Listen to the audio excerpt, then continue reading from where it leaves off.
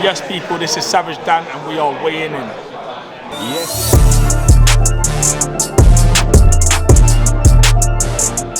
Yes, weighing in with Big Savage Dan. Dan, you ain't no pitbull, but you are Mr. Worldwide. Every time I message you, you're out and about active. I ain't no pitbull, did you say? Listen, they call me the dog. They call me the dog. Yeah, but there's different types of dogs. They call me a pit. Okay. Or they'd call me a boxer. Hey! Hashtag Come on. @boxer. Come on. Listen, most recently you were at Usyk Joshua 2. Give me your thoughts on the fight itself and everything that followed. I thought AJ was better. I thought it was good. I thought he started with purpose. Held center of the ring, put Usyk under pressure. Maybe not, huge amounts of damage, but he did enough to make Usyk uncomfortable and banked rounds. Kept up with Usyk all the way. Usyk's obviously the more natural boxer, but AJ kept up with him every step of the way. Tried to get him in round 9 and probably emptied the tank more than he would have liked to, but this is Usyk. You can either die by 1,000 cuts or you can die by trying to go after him and getting yourself killed. But I thought AJ was really good. It's just that Usyk did something around 10, 11, 12 that he probably hasn't had to do before. Proper dig. Like you could see, even that was difficult for Usyk as well. But he dug his heels in and just went for it. And for me, he won it in the championship rounds. What about what followed? The outbreak, the breakdown, people are calling it? Nah, man, I think he just snapped. It's boxing. I've always been one of those people that is just like, I don't really care that much about fighters' personalities and having to be completely politically correct. I understand you've got brands around and all of that kind of stuff, but it's the prize fighting sport. So your emotions just fought, for big sums of money for 36 minutes. And you're going to be slightly more emotional, erratic, whatever it is, people are saying concussion. It don't matter what it is. He weren't being himself. In terms of he grabbed the mic and he'd done something that he'd never done before. He grabbed the mic like a rapper. Grabbed the mic and he's walking around the ring like he's about to drop a bar. But look, if he could go back in time, he wouldn't have done it. But he did it. And I think it's just one of those things that it's just like, he didn't hurt anyone, it was just a complete outburst. And everything that was coming to his mind, he was saying it. And that's it. Luckily, we're in the modern day and age where something else happens tomorrow, and the day after, and the day after, and the day after. And yeah, he would have held some stick for it, and people would be like, oh, hold on, what's going on here? I think he just needs to weather the storm, and then that's it. Everyone's talking about it, right? Or everyone was talking about it, but it don't really matter. It don't really matter. It didn't come from a place of malice. He was still, even during his speech, congratulating Usyk. He would have preferred not to do it, but he did it. It is what it is. Dan, let's move on to Saturday night. It's a very strong card from top to bottom. The standout fight has to be the British title fight, Danazeez versus Shakanpitters. This should be a bad boy fight. Give me your thoughts. As far as 50-50s go, it's a bang on 50-50. I don't even think this is 51-49. It's 50-50. Shakan's long and rangy, difficult, awkward. Dan is powerful, strong, and he comes on in fights. It's going to be a clash of styles. I think it's very dependent on who manages to get their way. If Shakan can keep him on the end of the jab, it becomes a lot more of an easy night for him. If Dan finds a way to get inside the jab or underneath it and come up over him, then it becomes an easier night for Dan. It's just about who manages to get their way. We also have Adamazim back out, and we almost know what we're going to get. Is that in itself a good thing or a bad thing? It's good, because what we get is still exciting. You know he's going to throw his hands, he's going to hurt someone. Probably he's going to knock the kid out. But listen, the higher up you go in these ranks, and the more experienced opponents you face, they know how to look after themselves as well. And fair enough, they may not win the fight, but they certainly will know how to make you look bad and know how to make you look ordinary, you know. And it doesn't matter what you did yesterday, before them. As soon as you put in a bad performance, the boxing media are just onto, oh, you're not what we thought you were. It's the most strange sport ever in terms of the fans and critiquing. But what I do expect is a good performance from Azim. I think he'll pass again with flying colours. He's special. He's got the WBC Intercontinental belt. But how long do you think it will be until we see him fight for a more recognised title, like the British title, which is now held by Dalton Smith? And what do you think to that fight? I like the fight.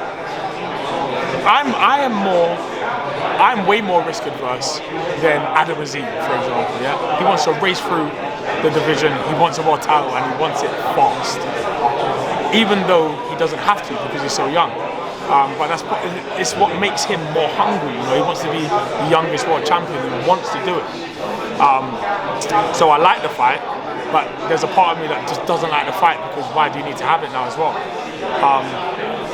I personally think from all the sparring stories, from everything you hear about Adam, they're saying there is so much more under the bonnet than we're getting now. So whatever we're getting, you can times it by tenfold. He's the real thing, and he has a lot of character. You know, he's in there with middleweights, and he's bossing them. He's better than what we've seen. Wow. Okay. Dan, you're someone who knows their boxing and also has an eye for it. We just seen you a minute ago with Tal Singh, who you've been aware of for a long time. He's been out in the States rubbing shoulders with Haney, Shane Mosley Jr., been trained by Bones Adams. He makes his pro debut. What are you expecting to see? I'm expecting a good performance. He was in my DMs ages ago, and I remember just being like, you know what, let's try and make something happen. Quality boxer, and the thing is, with you know, even as an amateur, you mix in good company with pros. You spar pros all the time, and if you come through if you come out of those camps with good reviews, it means you're the truth. You know, you really are something.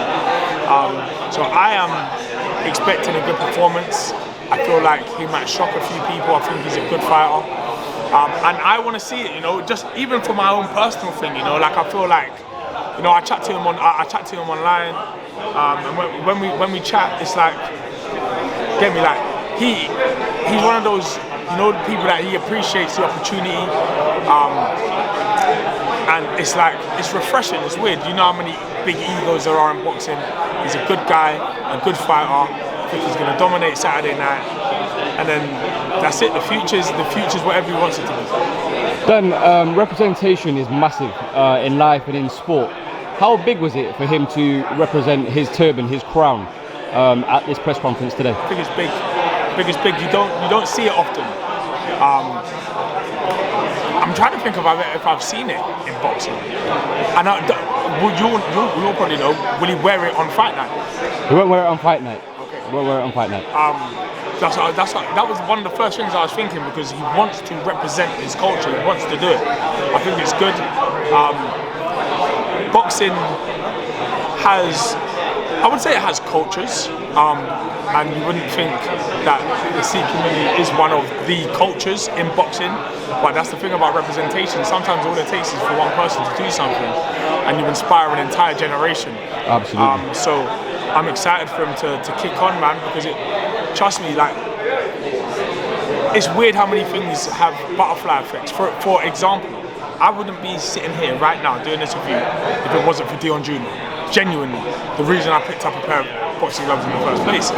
So little things inspire people to do different things, and who knows what doors may open. But him representing here will inspire an entire generation. Lastly, Dan, last week, in fact, you talk about culture. Last week, Florian Marku went out to Albania, fought in front of his people. What did you make of his performance? I haven't watched the whole thing. I was meant to go to Albania, but I think I just got back from Saudi. Mrs. is on to me. That's what I mean, Mr. Worldwide, see? Yeah. I saw highlights and it looked like a tough opponent, and probably a performance that Florian will know he could have done better. But sometimes it's not just you. Someone else has trained to beat you, and Mexicans are those types of fighters. You know, they don't come and give you easy nights work. He won. I've heard people shout that there was, it could have gone the other way.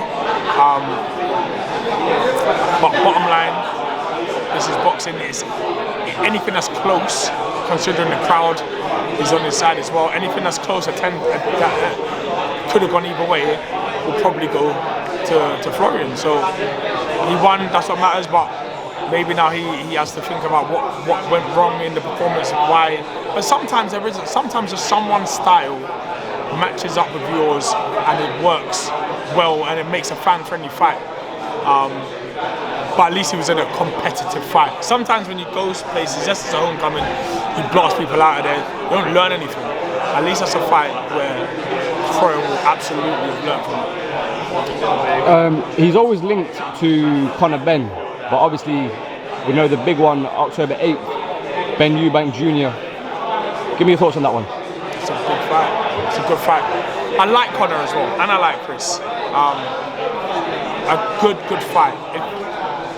If I'm honest, I would favour Eubank purely due to the size and the fact that Eubank has been in with big punches at 168, been in with George Groves, been in with Arthur Abraham, big men.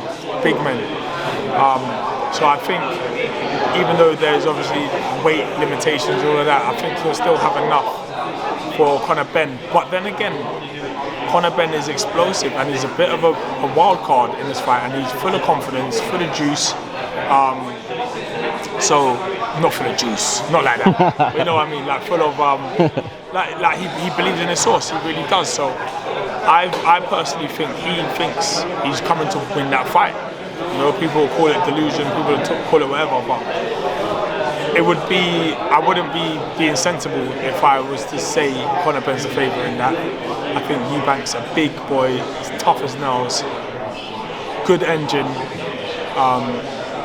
and if I had to, gun to my head, if I had to pick a winner, I'd go Eubank. Last one, because you just mentioned the sauce. Is the sauce on its way, I'm talking Lawrenceokolie, to BOXXER? I don't know. Has it been confirmed? I ain't saying nothing. Yeah, then I ain't either. Good fight, quality fighter, man. And you know, like we've got the vast majority of the cruiserweights. So of course it would add, you know, it would add sauce to have Lawrenceokolie in it as well. I like, at the moment, I really like the cruiserweight division and the light heavyweight division. I think it's healthy and time for everyone to start fighting each other. There's world titles on the line, there's everything on the line. So it'll be interesting to see what happens with Okolie. Listen, Dan, I'll see you on fight night. Thank you for weighing in as always. Always.